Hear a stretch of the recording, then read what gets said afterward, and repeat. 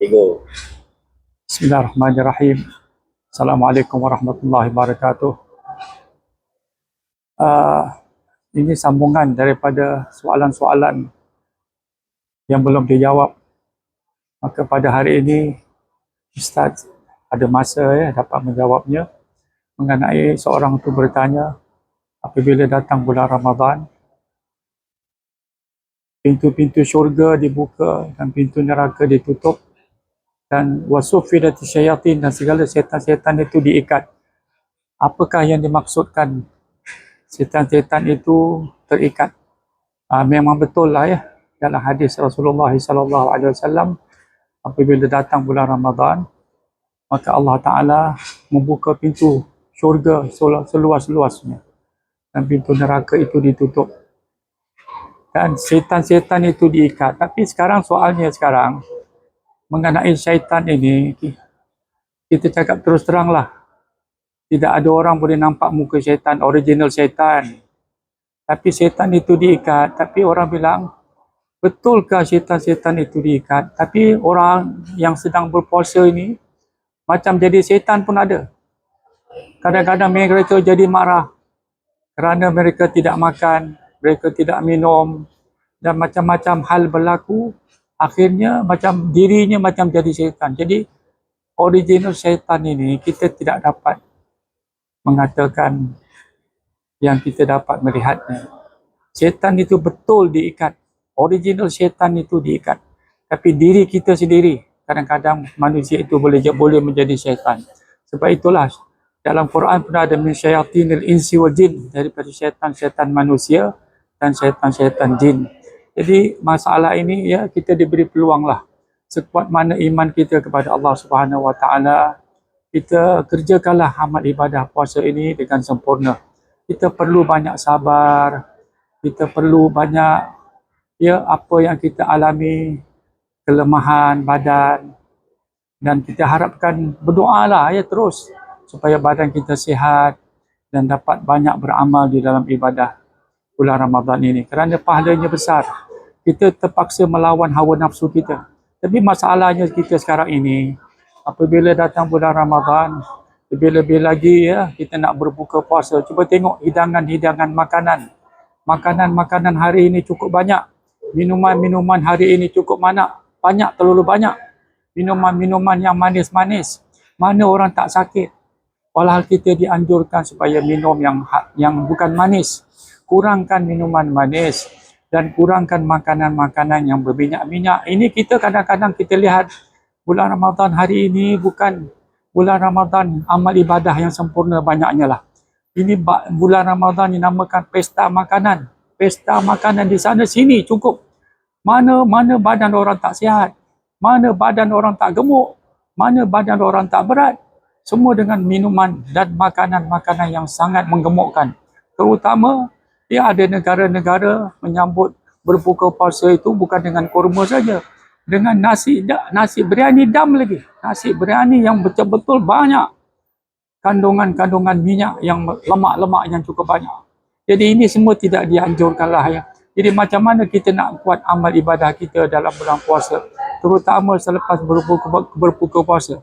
Kalau kita makan terlalu banyak, jadi kita nak sembahyang maghrib pun berat. Ada orang sampai pesta makanannya maghrib itu sampai tak sembahyang maghrib. Semua akan berlaku.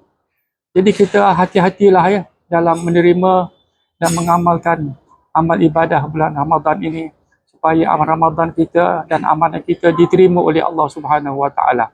Sekian sajalah yang untuk hari ini dan dapat dijawab, dan saya akan teruskan jawapan yang kedua daripada soalan yang kedua, ialah betulkah Rasulullah SAW sembahyang tarawih dengan membaca tiap-tiap malam 1 juz sehingga 30 juz dalam bulan Ramadan? Dalam sembahyang, bukan dalam luar sembahyang. Adakah itu berlaku? Jadi jawapannya lah ya, sebagaimana Ustaz sendiri duduk dekat negeri Madinah dahulu, 1970 di sana. Betul, sembahyang maghrib, sembahyang tarawih di Mekah, di Madinah, mereka betul mengamalkan setiap malam ya dengan 1 juz, yang ada 2 juz dalam sembahyang tarawih. Itu betul. Kerana apa? Kalau dekat Mekah dan Madinah buat macam sembahyang tarawih macam untuk 10 minit, untuk setengah jam, ya maka banyaklah jamaah-jamaah orang-orang yang buat amal ibadah umrah tidak dapat bersama-sama sembahyang berjamaah. Jadi sangat merugikan. Jadi memang betul, ya. Zaman Rasulullah barangkali para sahabat ada membuatnya dan Rasulullah taklah sembahyang sampai 30 juz dalam sembahyang tarawih. Bahkan Rasulullah ya selalu yang dikatakan dengan at-takhfif fi salah. At-takhfif fi salah. Ya, Rasulullah sembahyang ya tidaklah terlalu panjang dalam bacaan-bacaan surah-surah itu. Ada masa-masa yang tertentu macam waktu subuh Rasulullah ada membaca surah Alif Lam Mim, surah Sajadah dan seterusnya surah macam surah Jumaat pada hari Jumaat, semua ada itu semua. Tapi di dalam ibadah ya sembahyang tarawih tidaklah Rasulullah itu membaca sampai 30 juz. Di Mekah, di Madinah ini dan di negara-negara sekarang, di Malaysia, di Brunei, di Singapura, banyak masjid-masjid setiap malam membuat 1 juz. Itu semua bagus. Tapi soalnya sekarang, kita memandangkan zaman kita hari ini zaman kita lihat penyakit cukup banyak.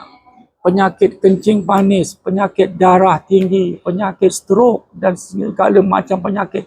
Penyakit stres, banyak orang kena stres hari ini. Banyak orang dapat penyakit hari ini.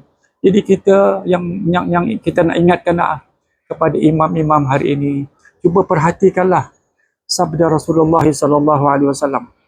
Dalam hadisnya ya Rasulullah sallallahu alaihi wasallam ada mengingatkan dalam hadisnya hadis qala Rasulullah sallallahu alaihi wasallam ayyukum amman nas falyukhaffif fa inna fihim was-saghir wal-kabir wad-dha'if waz-zal hajah wa idza shalla li nafsihi falyutawwil ma syaa. Itu dalam hadis Rasulullah sallallahu alaihi wasallam mengingatkan begini sajalah. Apa ustaz nak ingatkan kepada imam-imam hari ini? Kalau kita betul hafal Quran, bagus. Tetapi kita ingatkanlah makmum kita hari ini banyak pakai wheelchair. Banyak yang tak kuat berdiri. Banyak yang lemah. Banyak yang kaki tak kuat. Banyak yang sakit lutut. Banyak yang sakit macam-macam. Jadi Nabi dah berikan dalam arahannya, dalam hadisnya, ayyukum amman nas, yang menjadi imam, fal yukhaffif, maka ringankanlah. Ringankan maksud di sini, janganlah baca surah yang panjang-panjang. Kita baca surah macam selepas Fatihah, surah Alam Tara Kaifa. Kita baca surah Qul Ya Ayyuhal Kafirun. Dan yang betulnya ialah kita baca semua dengan sebutan yang betul, dengan lafaz yang betul, sempurna rukuk kita, sempurna sujud kita, sempurna apa juga rukun-rukun yang kita duduk ni dalam sembahyang itu, dia sempurna. Jangan kita ya terlalu panjang sangat. Jadi biarlah sederhana. Kerana apa? Inilah warning daripada Rasulullah sallallahu alaihi wasallam. Apabila seorang itu jadi imam, jangan dia syok sendirilah ya. Makna tadi dia boleh baca. Kalau dia sendiri tak apa, dia boleh baca surah Yasin pun bacalah dia. Tapi soalnya apabila kita jadi imam, inilah pesanan Nabi. Fal yukhaffif, maknanya ringankan. Fa inna fihim as-saghir, kata Rasulullah sallallahu alaihi wasallam. Ada budak-budak kecil, ada budak-budak yang tak sihat, ada yang masih ya menangis, budak anak-anak kecil yang ibu bapa bawa, wal kabir, dan orang-orang tua hari ini. Cuba tengok orang-orang tua hari ini, cuba lihat, kesian. Mereka jalan sudahlah berat, mereka sudah nak jalan pun bukan senang, apalagi nak berdiri lama-lama dalam 10 minit, 15 minit. Apabila kita mendengar surah-surah yang panjang-panjang, ya, kadang-kadang imam tersalah baca, kadang-kadang makmum tak dapat tegur. Fa inna fihim dhaif. Ingat, banyak yang lemah, banyak yang sakit hari ini. Dan banyak yang wazal hajah, yang kadang-kadang kita tak tentu. Ada di antara kita yang ada hajat. Apa makna ada hajat? Ada yang sakit perut, ada yang nak masuk toilet cepat, ada yang tak boleh tahan saluran kencingnya, macam-macam. Jadi kita sama-samalah wahai imam-imam, saya serulah kepada imam-imam yang berada di mana-mana. Apa nak sembahyang tarawih ini bagus. tetapi cubalah buat seberapa ringkasnya, seberapa sempurnanya. Kalau ya semua orang makmum-makmum yang semua hero, kuat-kuat semua, kuat semua semangat, itu lainlah ya. Kita nak tengok juga makmum-makmum, sebab tu imam dia mesti tengok sikitlah kiri dan kanan dulu. Kalau makmum-makmum semua yang sakit-sakit semua, yang tak boleh duduk, yang duduk kat wheelchair, kat apa, lebih ada baik yang lebih cepatkanlah baca surah-surah yang pendek. Tidaklah menjadi dosa apa-apa pun kalau kita tak baca satu juz satu malam pun. Wadzal hajah, dan ada orang sakit perut, sakit tak boleh tahan kencing, macam-macam penyakit hari ini. Dan sebab itulah kata Rasulullah, wa idza shalla li nafsihi, kalau seorang itu sembahyang seorang diri, fal yutawil, maka dia panjangkanlah. Dia nak baca suratul Baqarah pun bacalah dia. Dia nak baca surah Yasin, bacalah dia. Ya, wa kana sallallahu alaihi wasallam akhafan nas salah fi tamam. Rasulullah sallallahu alaihi wasallam sifatnya selalu dalam sembahyang, dia selalu meringankan sembahyangnya dalam surah-surah yang pendek. Itulah dia ya. Pada hari ini dapat Ustaz menerangkannya supaya kita sama-sama memahami keadaan zaman hari ini. Kita lihat zaman ini cukup menakutkan. Kita bimbang anak cucu kita di hadapan macam mana mereka. Ini masa zaman ini kita lihat sana sini. Semua zaman terbuka sana terbuka sini. Zaman boleh menghilangkan iman kita, boleh menghancurkan iman kita kepada Allah Subhanahu Wa Taala. Kita nak selamat anak-anak cucu kita semua mendapat berkah dan mendapat perlindungan Allah Subhanahu Wa Taala. Sekianlah saja. Wassalamualaikum warahmatullahi wabarakatuh.